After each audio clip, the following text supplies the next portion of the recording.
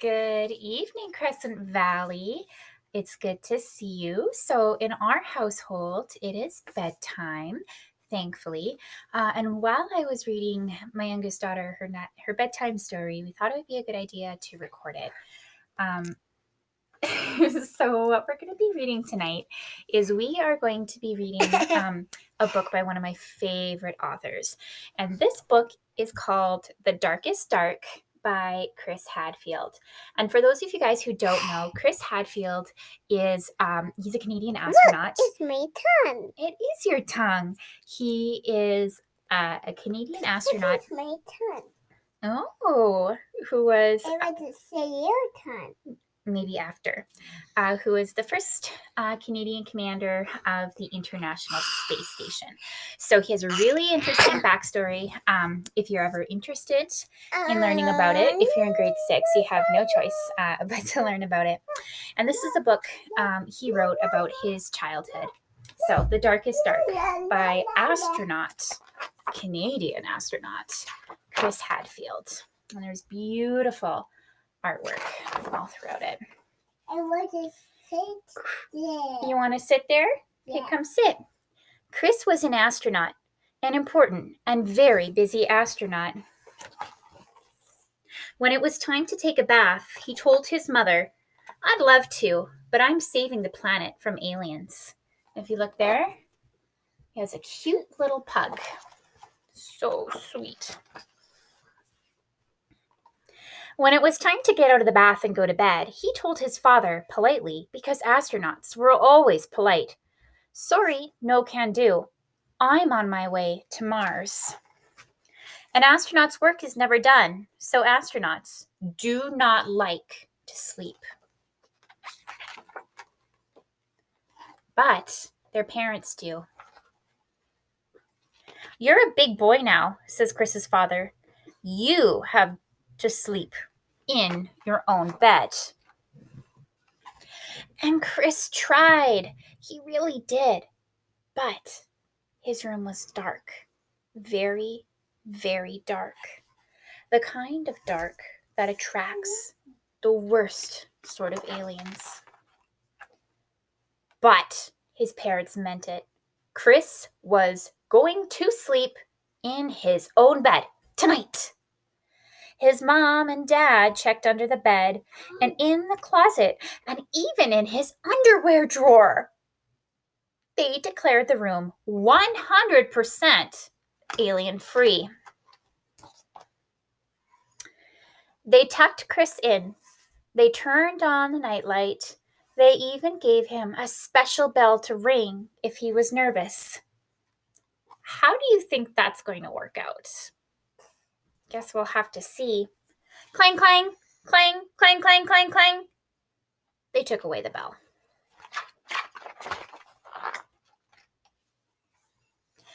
And then his father said something that worried Chris even more than the dark did.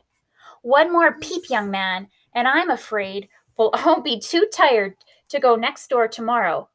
But tomorrow would be a special day, a very special day. Chris had to go next door.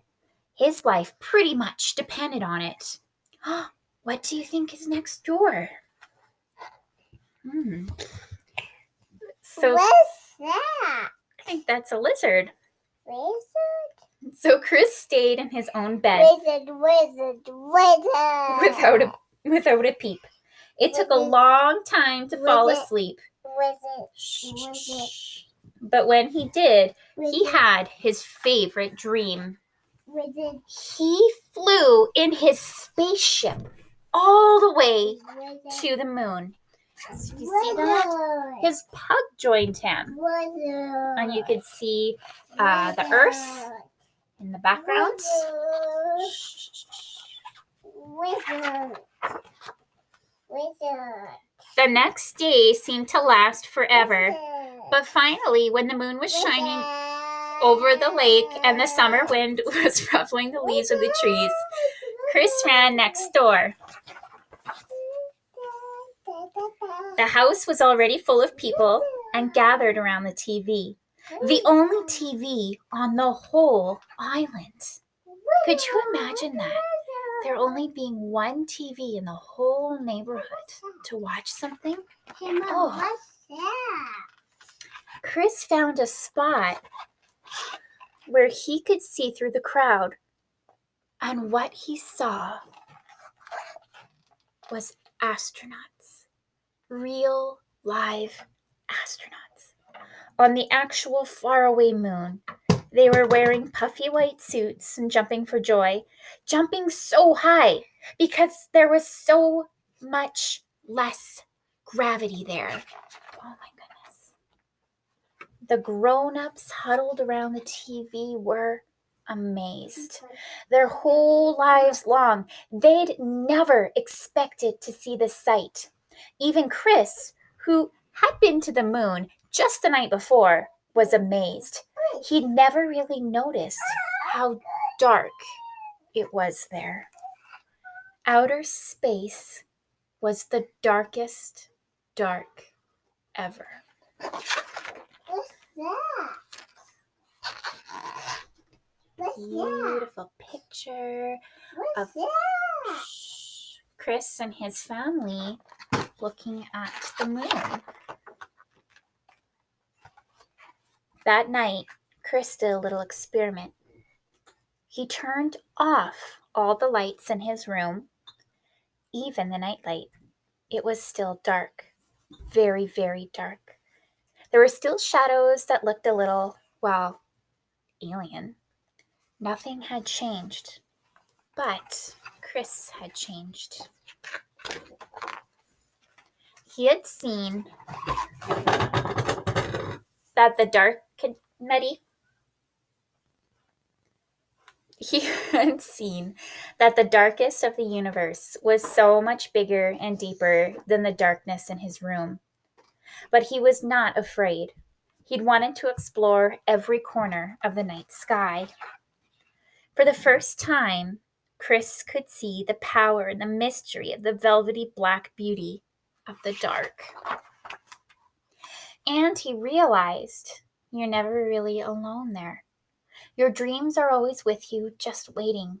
Big dreams about the kind of person you want to be. Wonderful dreams about the life you will live. Turn it on. Let's see it move. Dreams that actually come Can you true. see it move? Pieces. Well, thank you for joining me for story time tonight. I hope you guys have a great night. Madeline has her toothbrush and is ready to brush her teeth. So that's where we're heading off. Bye, Crescent Valley. Thank you for joining me. Can you say goodbye? Goodbye.